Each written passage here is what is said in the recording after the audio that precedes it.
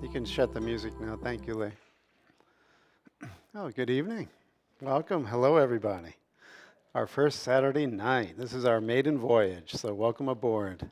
And those joining abroad on YouTube or Facebook, welcome. Glad to have you in the space as well. So really happy to be here. Happy to begin this journey with you on Saturdays here at Unity. We are really going to set the tone, I think, this evening with the message and kind of lay the foundation stone of what's to come in the future. And what we're going to be exploring and diving into tonight is the garden of the heart. Okay, so when we talk about these deeper teachings of spirituality, esotericism, enlightenment, they are really targeting where we currently experience our I am. That's really where these teachings need to be received and experienced. And so we call it the Garden of the Heart in many different traditions. What we'll look at tonight mostly is the Sufi tradition. And what that basically means when we say the Garden of the Heart is your consciousness, where everything that you are merges into one unified field. Okay, where it's your emotions, your will, your spirit, your life force, even your physical experience. All of these are fully integrated and one in that state of the heart. That's why whatever comes from your heart affects everything that you are.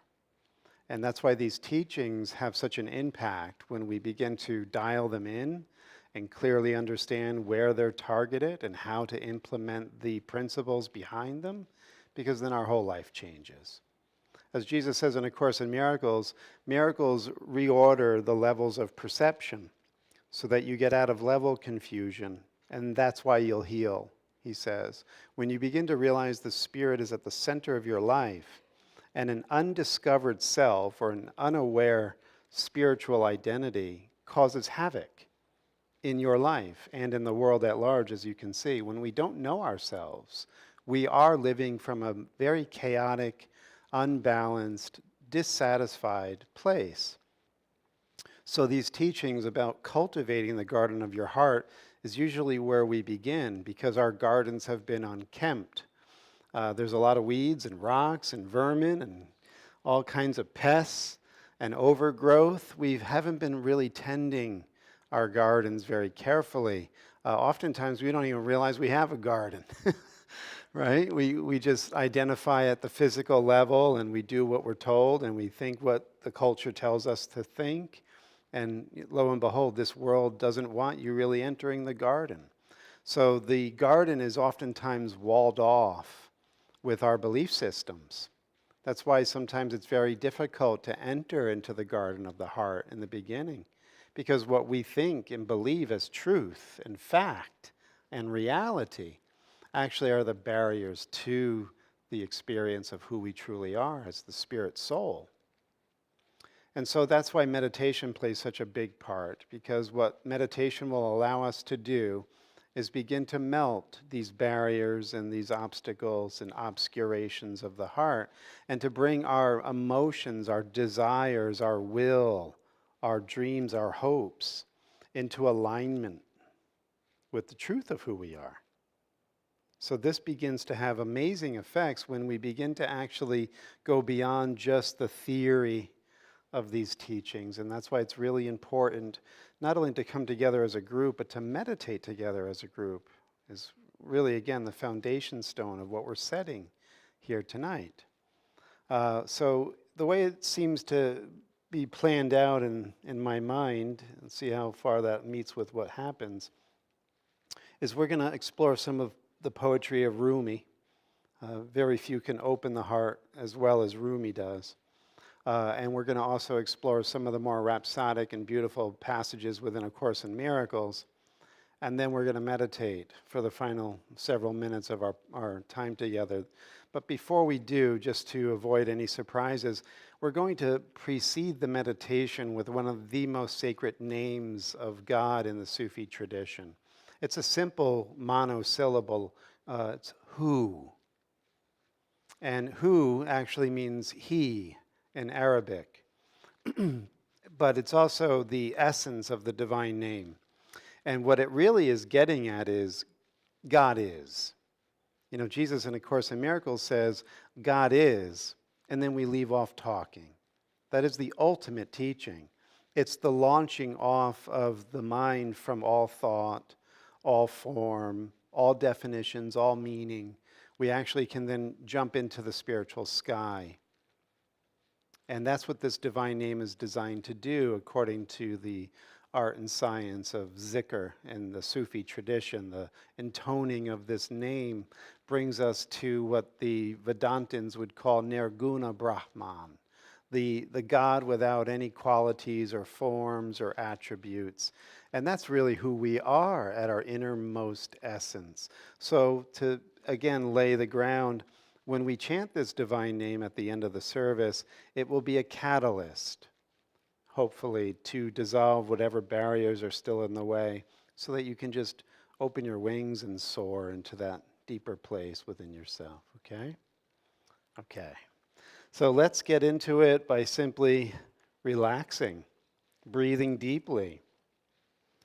Bring your attention mindfully onto the flow of your breath. It's really the vital place to begin, literally.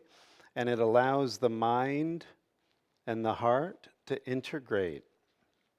So feel the slowing down and deepening of your breath.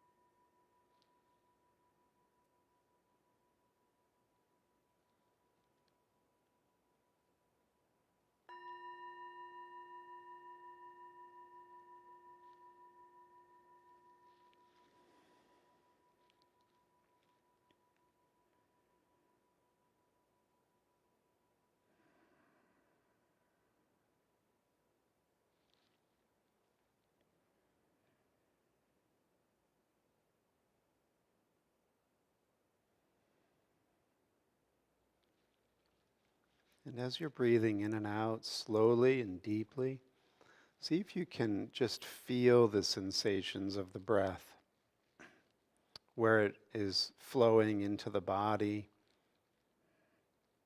any bodily sensations that result. Just be with the felt experience of your breath.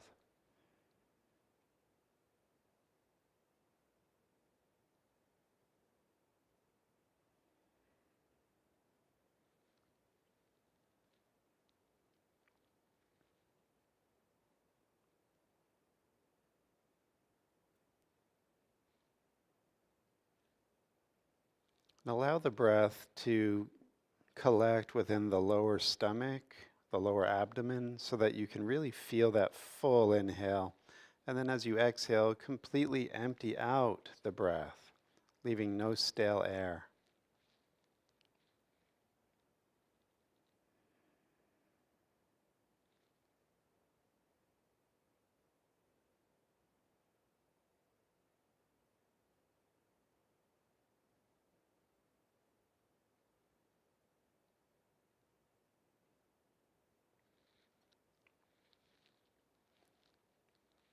And as this is occurring, you may even feel your nervous system like dialing down. Maybe even feeling it go from being jittery and jumpy to slowly but surely leveling out, smoothing out, and calming down.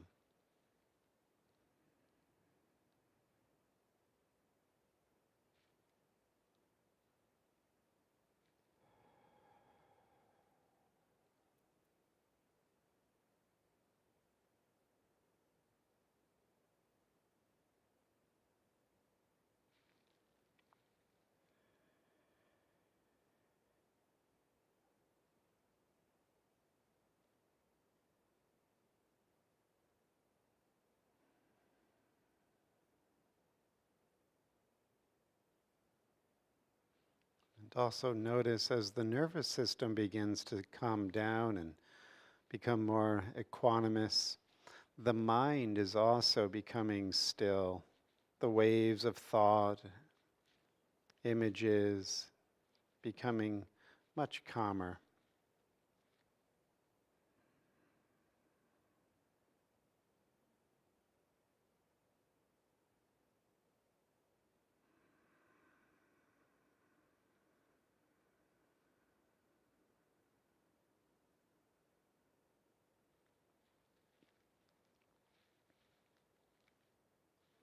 And as the body, the breath, and the mind are in this entrainment, this calming down, this relaxing, the witnessing state of consciousness can become a little more graspable. You can become more aware of awareness, the one watching.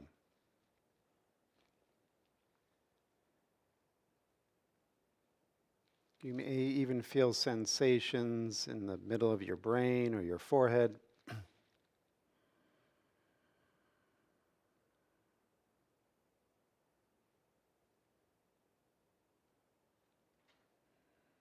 But this is our anchoring point, this witnessing consciousness.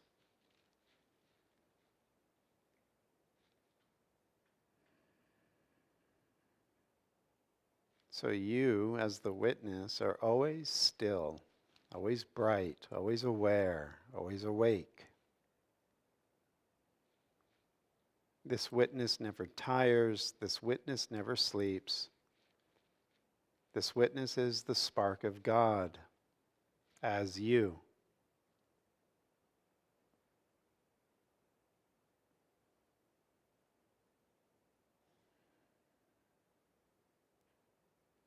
So just be in this space of witnessing, feeling the awakeness, the aliveness of the present moment.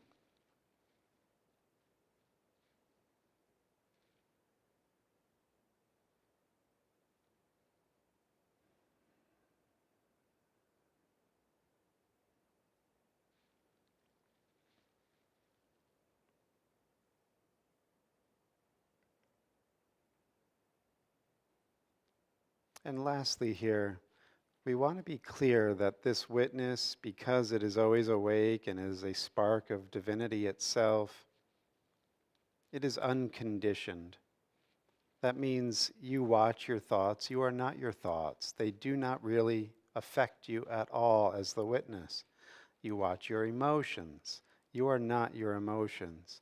They occur to you, but they are not you. And as the witness, we watch the bodily sensations. We feel them, we're aware of them, but we're not identified as them.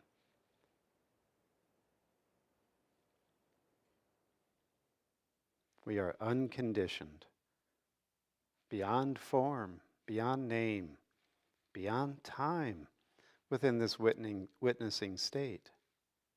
And it's right here, right now.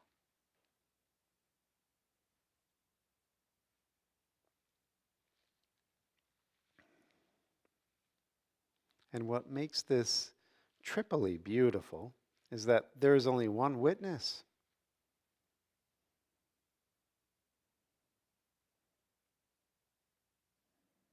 When we can fully rest in our true nature, we realize we are the self in all beings.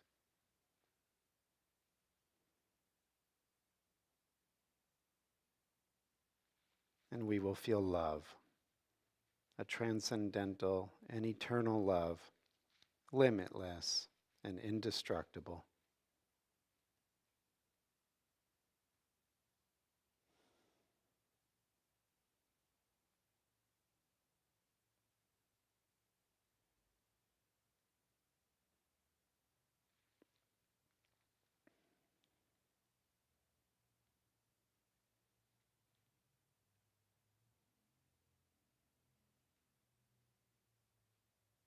Breathe deeply and slowly.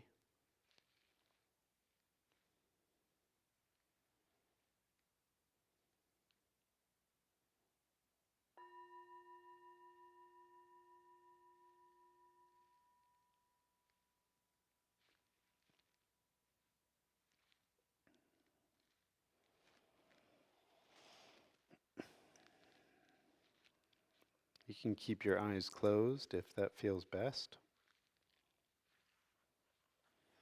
And we begin with the first of many from Rumi. I thought we would start with this one because it's really getting at what we were just experiencing within this nameless, formless quiet of the witness. This poem is called By Me from My Words. By me from my words. Before now, I wanted to be paid for what I said. But now I need you to buy me from my words. The idols I used to carve charmed everyone. Now I'm drunk on Abraham and tired of idols. An idol with no color or scent ended my whole career. Find someone else for the job. A happy madman without a thought. I have swept the shop clean. If something enters my mind, I say leave. You're a distraction. Whatever is coarse and heavy, I destroy. Who should be with Layla? Someone who can be Majnun. The man holding up his waving flag actually belongs to the other side. So we'll just touch in on a few of these places in the poem where Rumi is saying that he no longer wants to be held in the limitations of words. He refers to his former career as a scholar and teacher and even as a mystic that hadn't fully awakened, as someone who was completely hedged in by the forms of his tradition and the idols of these beliefs and words associated. And he says that there was one idol with no color or scent that ended his whole career, and that's Shams of Tabriz, his master, who broke his mind wide open. And that's why he says, I became a happy madman. I swept the shop clean. And he's using what the Course calls the right form or the proper use of denial. If a thought comes, if something enters his mind, he says, leave. You're a distraction. You keep the mind vigilant because those thoughts are always going to try to come back in. But when you've made this choice to wake up, you do not want to have those voices of sleep, sleep, come back in, right? They're the poppy fields within your mind. And so you have to be vigilant to guard your thoughts. Be wakeful, be watchful. And then he says he was like Abraham, becoming tired of idols. And it's a story that's very popular in the Sufi and Islamic tradition, that as a young man living in Babylon, Abraham's father owned an idol shop. He sold these statues of the gods. And Abraham had his awakening. And he realized, how futile and, off course that way of thinking is. So he had smashed all of his father's idols in the shop when his dad said, I'm, going for lunch. Watch the shop for me. So he wrecked the shop. And then he put the mallet in the hand of the biggest idol. And then when his father came back, he's like, what did you do? What happened? He said, that guy did it. And he goes, are you crazy? That guy's he doesn't move. There's no life in him. He goes, exactly. Why are you doing this? So he realized, that this is just a wrong course. And so like Abraham, Rumi is saying the same. He woke up from this false worship. And this is something that we're all going to do, right? Like a kernel of popcorn that reaches its stage of heating. It's going to pop. So the heat, if you're really focused on waking up, you're going to heat up. It's going to get intense, and you're going to pop. The popping is when you come to realize that you're free. You're free from thought. You're free from your story. You're free from your words. You're free from what other people think of you. You're free from what happened yesterday. And you're going to be free from what's going to occur tomorrow. You're friggin' free. That's your nature. You're going to pop if you stay this course. But you're going to have to allow this heat to come in, this tapas, as they say in Sanskrit. You're going to have to burn these idols and these limitations within the heart. There's another one along these lines that Rumi speaks.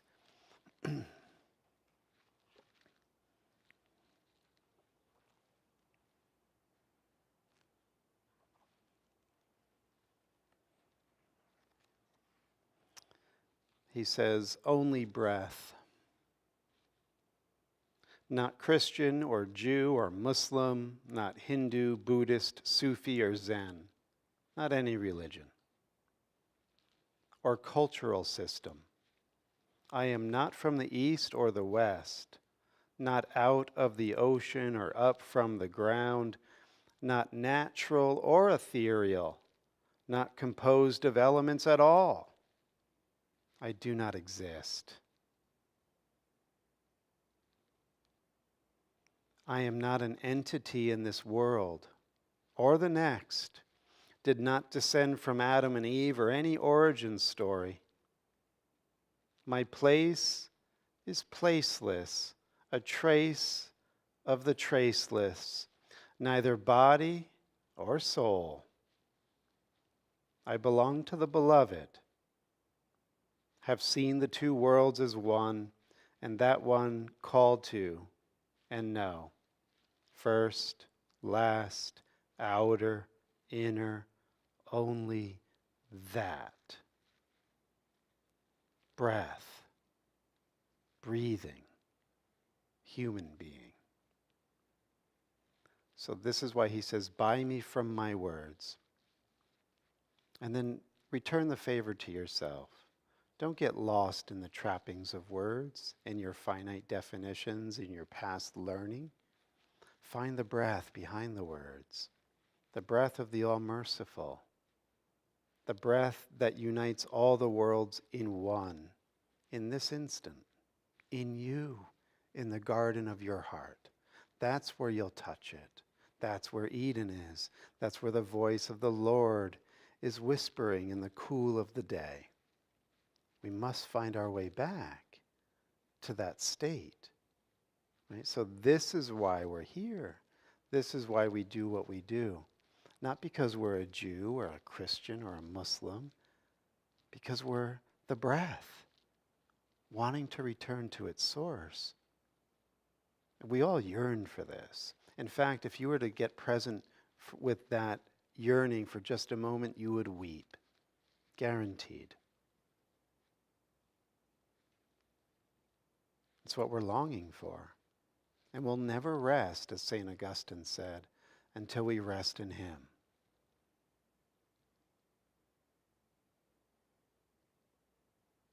And He made it very easy for us. It's right here. It's always now, it's always this instant, when we can get out of the past and the dreaming or the imagining of the future. It's right here. Everything converges here.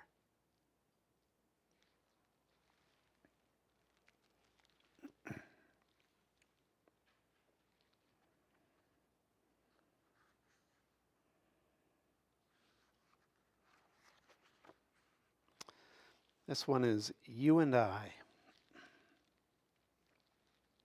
A moment of happiness, you and I sitting on the veranda, apparently two, but one in soul, you and I.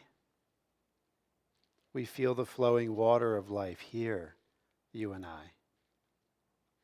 With the garden's beauty, the birds singing, the stars will be watching us, and we will show them how it is to be the thinnest crescent moon. You and I, unselfed, will be together indifferent to idle speculation, you and I. The parrots of heaven will be cracking sugar as we laugh together, you and I.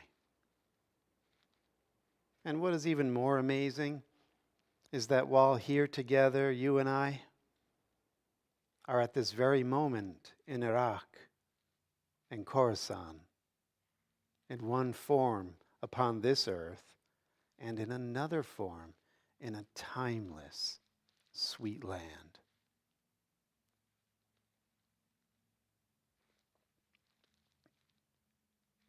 So that's also a very important point Rumi brings out. Not only do we dissolve the boundaries of separation, where we see the one soul, you and I, this one witness who's listening and aware in all beings, there is only one. And we allow all of these false beliefs and opinions and experiences to melt away. That's how we clean the garden, prepare the ground. Because the oneness will return to our mind. And that separation between others, that sense of feeling like we're strangers and apart, will dissolve. It's part of when that kernel pops. Everything will be seen from that state of oneness. And he says, as Jesus says in A Course in Miracles, where the miracle arranges all the levels of perception, puts them in the right order, then you'll heal, realizing that the spirit is at the center of your life and not the body. That's what Rumi's saying. You'll see that you're in Stewart, Florida, and you're in the absolute, unconditioned, unborn, uncreated light of the eternal. And you are that. And you got a puppet down here in Stewart. So this is the idea here, that when we wake up not only from the dream, but then we can be active within the dream as one of those voices that bring light and the joy of parrots cracking sugar. Parrots within Rumi's poem mean community and joy and true togetherness and celebration of life. That's what a parrot means in Rumi's poetry, right? And then finally from this book, he is with us. Totally unexpected, my guest arrived. Who is it? Asked my heart. The face of the moon, said my soul. He entered the house. We all ran into the street madly, looking for the moon. I'm in here, he was calling from inside. But we were all calling him outside, unaware of his call. Our drunken nightingale is singing in the garden, and we are cooing like doves. Where? Where? Where? A crowd formed. Where's the thief? And the thief among us was saying, yeah, where's the thief? All our voices became mixed together, and not one voice stood out from the others. And he is with you means he is searching with you. He is nearer to you than yourself. Why look outside?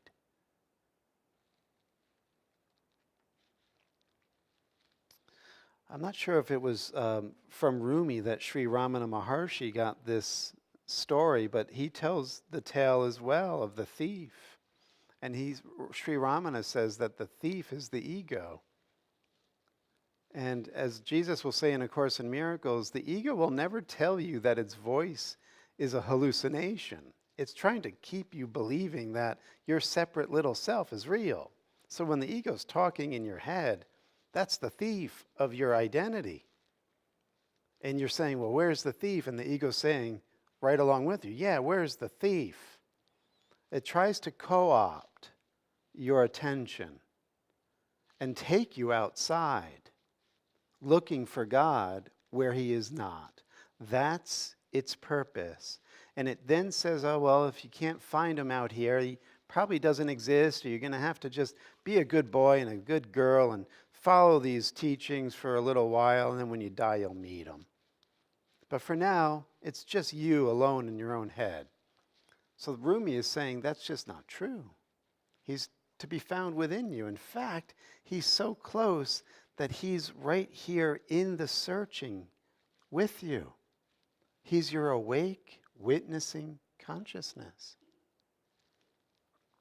So this means that you are so close to God that he's closer to you than the ego self.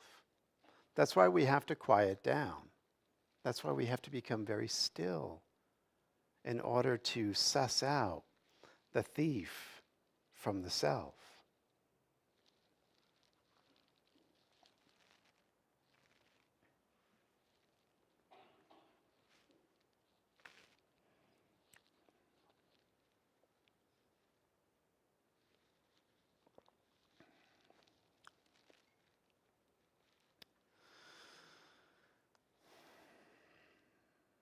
Let's take a moment and just review for a second what we've been pointing at so far. Not to be lost in words. Allow the words to bring you into greater and greater intimacy with this divine breath that keeps flowing through you. And this divine breath can connect you into a state of deeply feeling into your witnessing consciousness.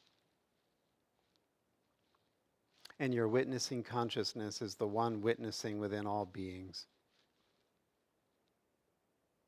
And the one witnessing within all beings is actually the Holy Spirit or your divine self. There's no two-ness anywhere. Two-ness is part of the rocks and weeds in the garden. The two-ness needs to be plucked up. Like Rumi was saying, you say no more to those thoughts of two-ness. Remember, two-ness always brings states of anxiety and fear. Two-ness brings a feeling of doubt about the future.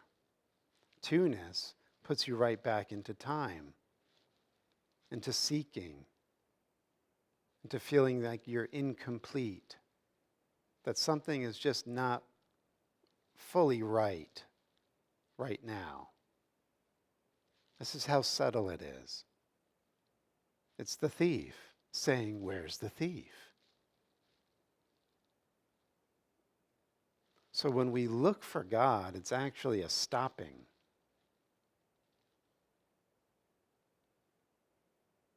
A getting completely silent, where we realize that the voice that keeps throwing us into this endless seeking and never finding is the thief that we will no longer follow.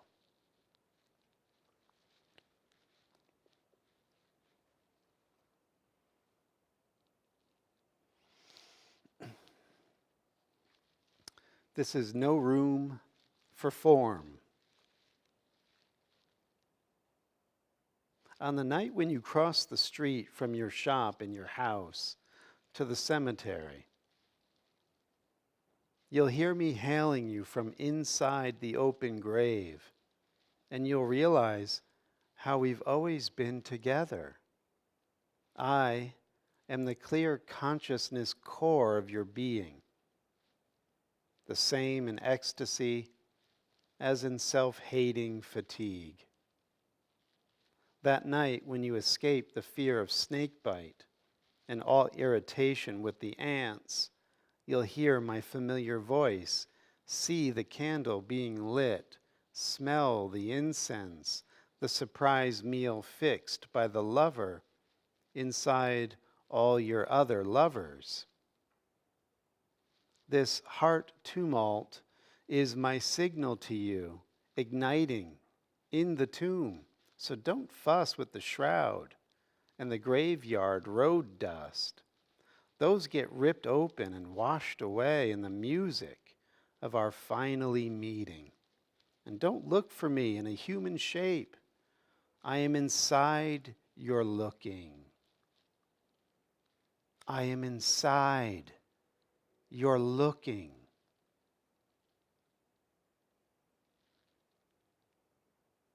No room for form with love this strong.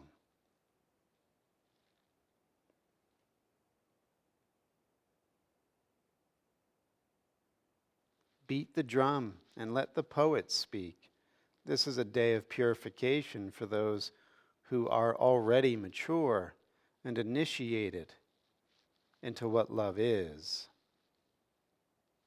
No need to wait until we die. There's more to want here than money and being famous and bites of roasted meat. Now, what shall we call this new sort of gazing house that has opened in our town, where people sit quietly and pour out their glancing like light, like answering?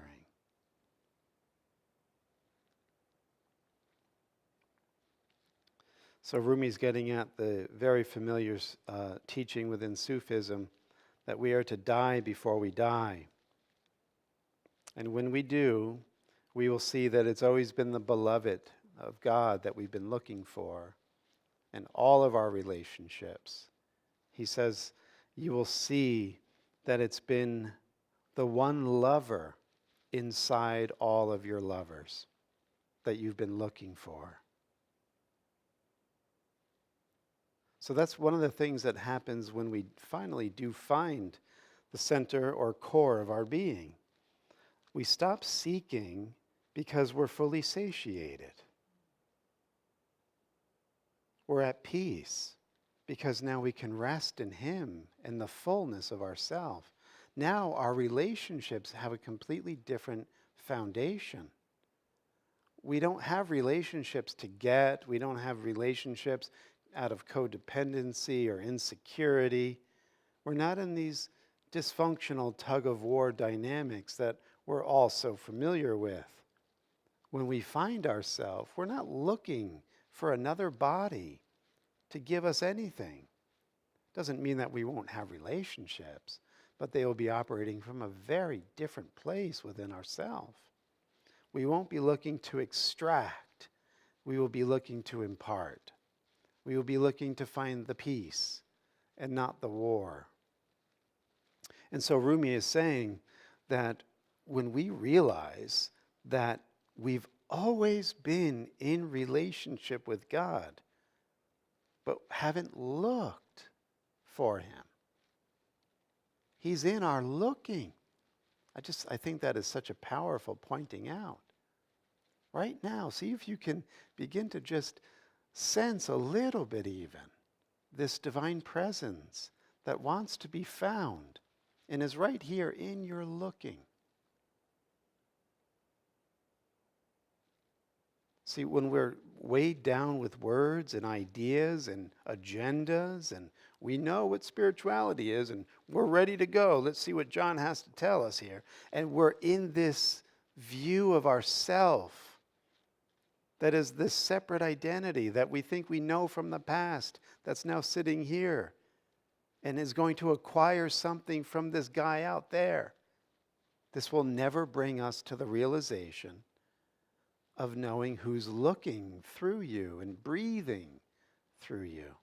That's why, again, I started with that poem, buy me from my words, set me free from being somebody outside of you, trying to tell you anything. Let me just be this instrument that points you back to you so we can all laugh and chew on our sugar cubes for a little while, like the parrots.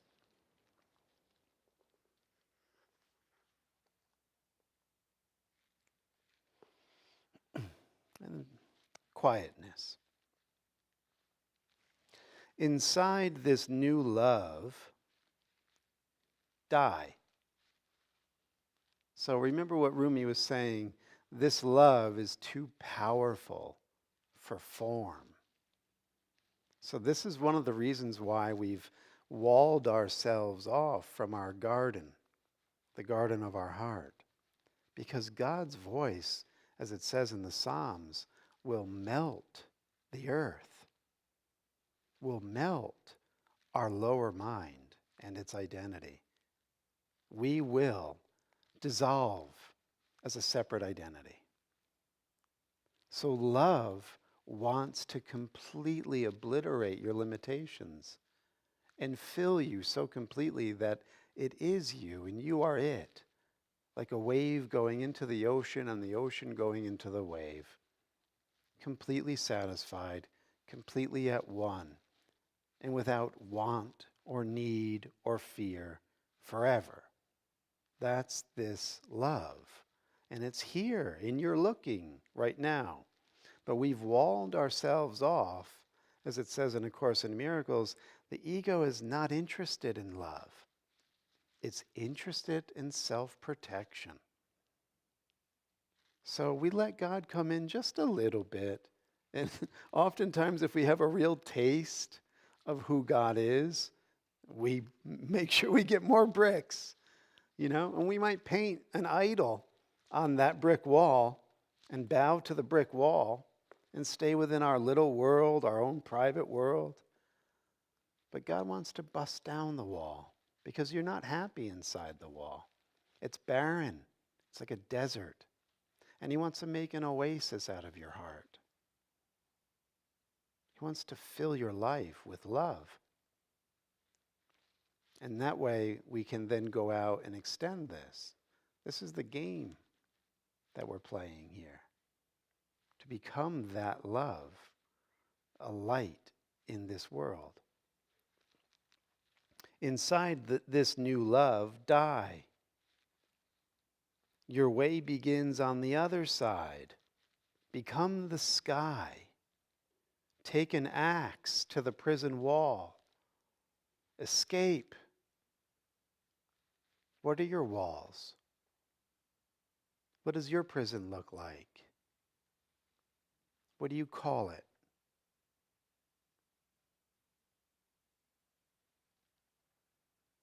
Walk out like someone suddenly born into color. Right? Remember when we first saw Wizard of Oz? And that black and white, monochrome. And then all of a sudden, bang, wonder. That's what it will be like, wonder. Why did I wait so long? What was I so friggin' afraid of? Why did I make excuses?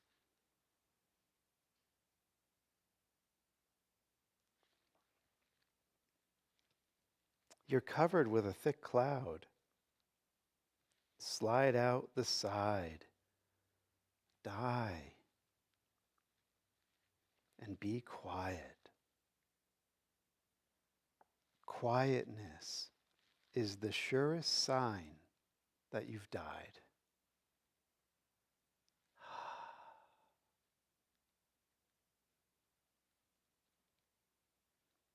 Your old life was a frantic running from silence.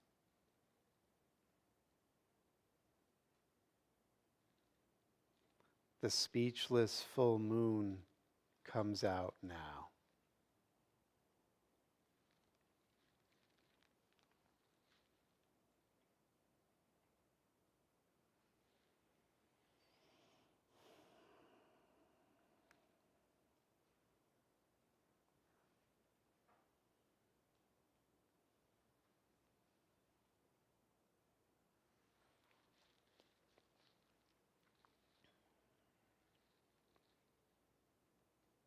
Again, we just want the soaking in for a moment.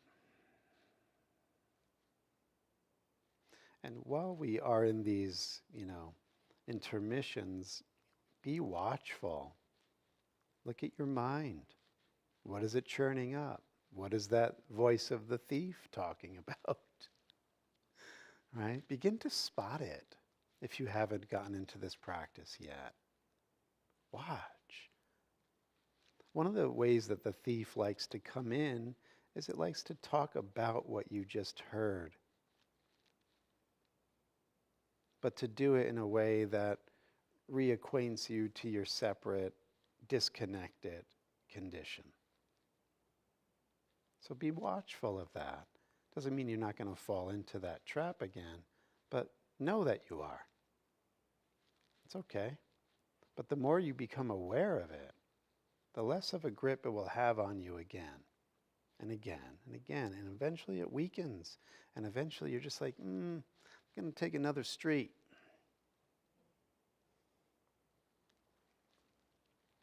Here's the last one from Rumi. Wean yourself. Little by little, wean yourself. This is the gist of what I have to say. From an embryo whose nourishment comes in the blood, move to an infant drinking milk, to a child on solid food, to a searcher after wisdom, to a hunter of more invisible game. Think how it is to have a conversation with an embryo. You might say, the world outside is vast and intricate. There are wheat fields and mountain passes and orchards in bloom. At night, there are millions of galaxies and in sunlight, the beauty of friends dancing at a wedding. You ask the embryo why he or she stays cooped up in the dark with eyes closed. Listen to the answer. This is the embryo speaking. There is no other world. I only know what I've experienced. You must be hallucinating.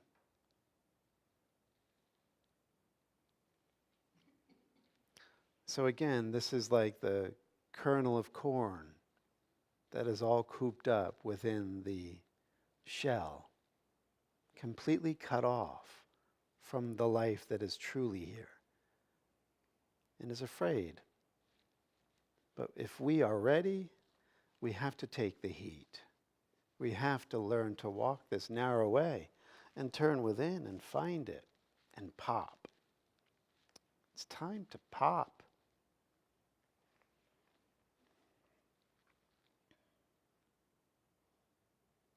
You know, my mind immediately goes to that passage in the Epistle to the Romans in the New Testament where St. Paul says the whole earth is groaning in child pangs, right? Convulsions, waiting for the revelation of the children of God. This world is groaning for us to pop, to know who we are. That's why it's getting so hot up in here. It's time for us to pop. And these pressures are on purpose. If you're paying attention, it's really hitting the fan, no? But what do? We're in this way of thinking about it that cuts us off from not only feeling helpless and hopeless, but not actually using this pressure to pop. We're missing the opportunity. That's why Rumi says, break down the prison walls and escape. We can do that now. We have a lot of motivation.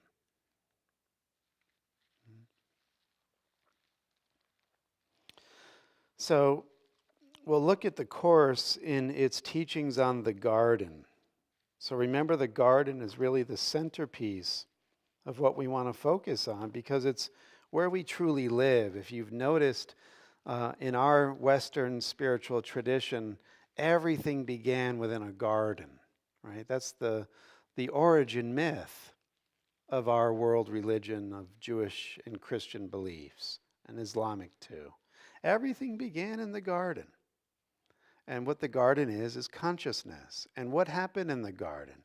Well, we had full satiation at first, no need of anything, total union with the voice of the eternal.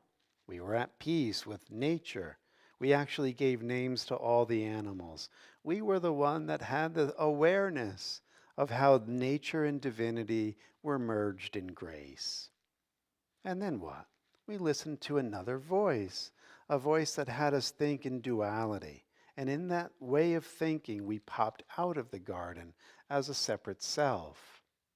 And this fragmenting experience where Adam was no longer Eve, and Eve was no longer Adam, and God was something to be feared, and we felt shame and guilt, and we could no longer feel at one with that garden experience.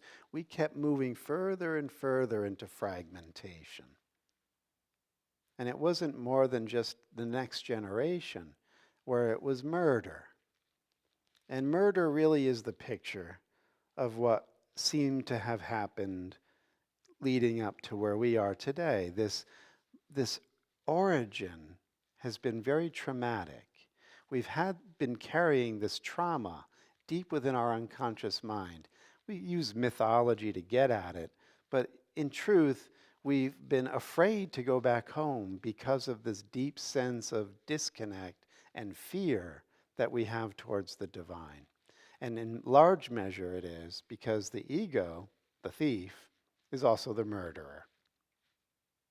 And so as long as we're identified as the murderer and the thief, we don't want to pop and we don't want to go home. What we'd like to do is make sure everybody else gets labeled as murderer and thief. And so this world has been misused. We've been misusing every opportunity. Our hearts have become dark, barren, lifeless, hopeless, and in despair, impoverished. Dark clouds are overhead, and no light of grace can penetrate and reach the ground of our heart. Right? I'm just speaking for myself. I don't know about you guys. But that seems to be the general tone. Yeah, sure, I'm a happy guy. I like to laugh. But man, oh man, when I just look around a little bit, it's not a happy place. And what was being said in these origin myths is that this place is my consciousness. So something's going on in my consciousness that I need to look at.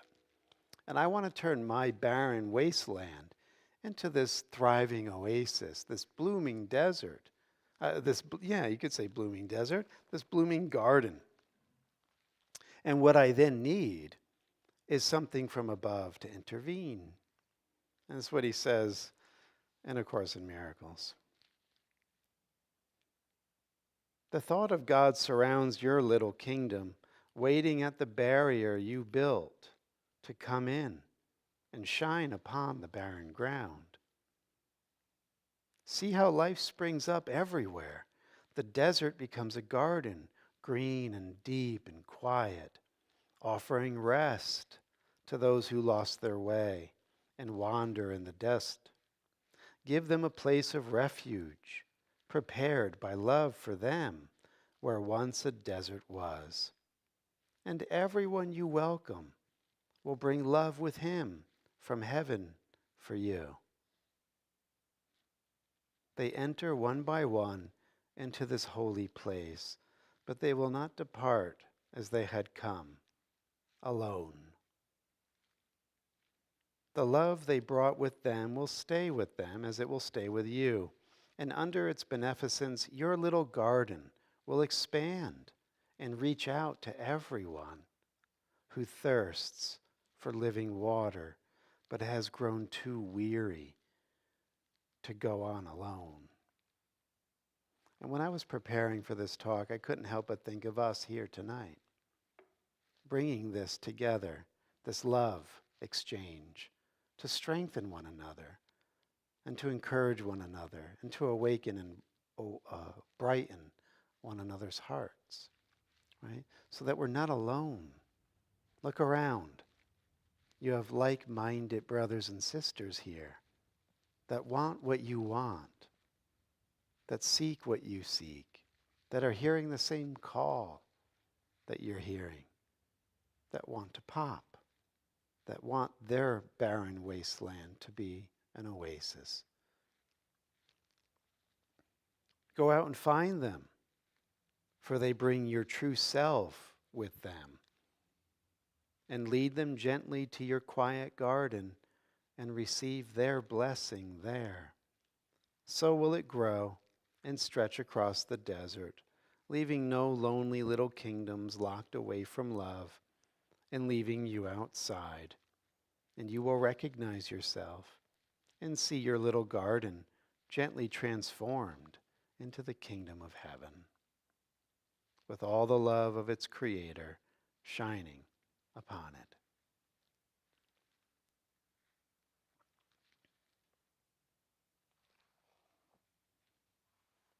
And then finally here, love would set a feast before you on a table covered with a spotless cloth, set in a quiet garden where no sound but singing and softly joyous whispering is ever heard. This is the feast which honors your holy relationship and at which everyone is welcomed as an honored guest. And in a holy instant, grace is said by everyone together as they join in gentleness before the table of communion. And Jesus says, "And I will join you there, as long ago I promised and promise still. For in your new relationship am I made welcome, and where I am made welcome, there I am."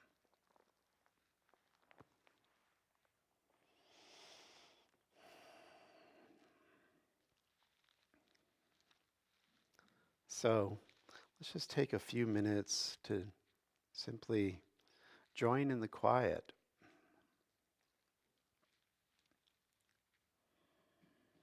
And as I had said, if you feel inclined to, you can intone this Sufi chant of God's holy name to assist in opening the heart.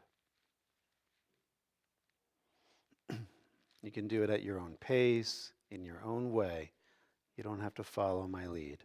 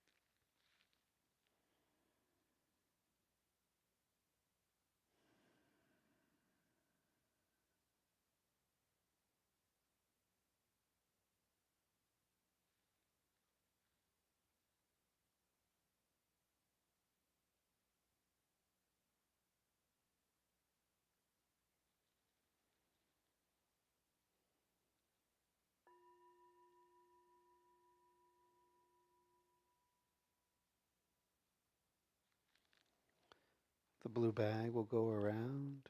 Thank you for your generous offering. The church and I are blessed for your support.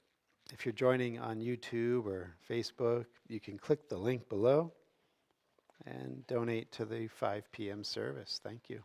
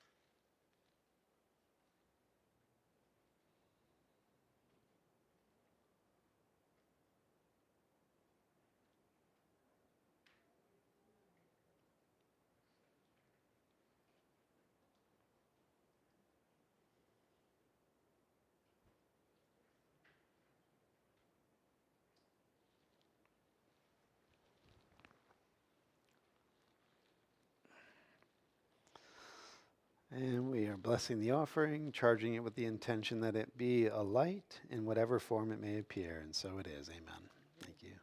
All right, let's rise, my friends. Seal the deal. And finding that still point within the center of the heart, where we can always cry for the beloved to come and meet us within this garden. And then we would discover that the light of God surrounds us. The love of God enfolds us. The power of God protects us. And the presence of God watches over us. Wherever we are, God is. Amen. A Course in Miracles, Monday night, 7:15 p.m., right here in the sanctuary. Thank you, everyone, for being here. Enjoy your week.